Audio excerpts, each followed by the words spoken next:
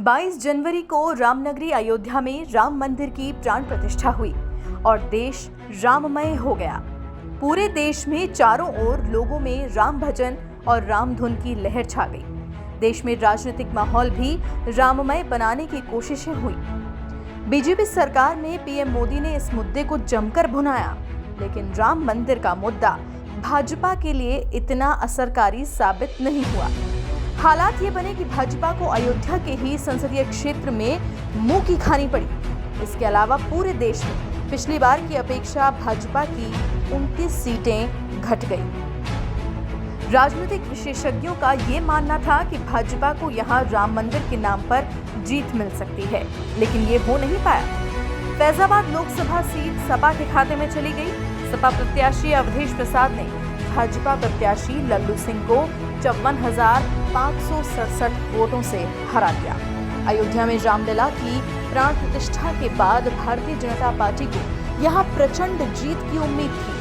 BJP को लगता था कि अयोध्या की वजह से उसे पूरे क्षेत्र में फायदा होगा, लेकिन केसरगंज और गोंडा सीट को छोड़कर अयोध्या के आसपास बीजेपी 1-2 नहीं बल्कि 15 से ज्यादा सीटें हार गई।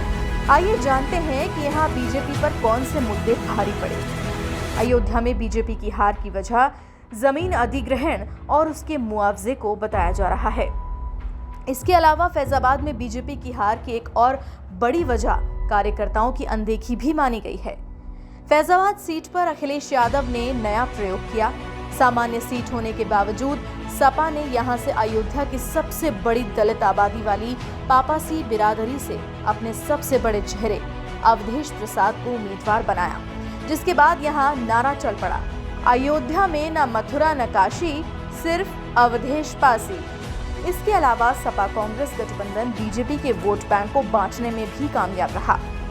एक गलती ये हुई कि फैजाबाद से बीजेपी सांसद और प्रत्याशी लल्लू सिंह ने ही ये बयान दिया कि बीजेपी को संविधान बदलने के लिए 400 सीट चाहिए। देखा जाए तो फैजाबाद में 26% दलितों को शायद ये रास नहीं आया और बीजेपी को इसका खामियाजा भुगतना पड़ा। समाजवादी पार्टी के प्रत्याशी व विधायक अवधेश प्रसाद भगवागढ़ में अपनी जीत का सबसे बड़ा कारण अपनी पार्टी के राष्ट्रीय अध्यक्ष अखिलेश यादव की दूरगामी सोच और राजनीतिक समझदारी को देते हैं और कहा कि उत्तर प्रदेश की जनता ने मुद्दों पर वोट दिया और जनता के मुद्दों पर चुनाव हुआ। साथ ही आजाद समाज पार्टी को 1 सीट मिली।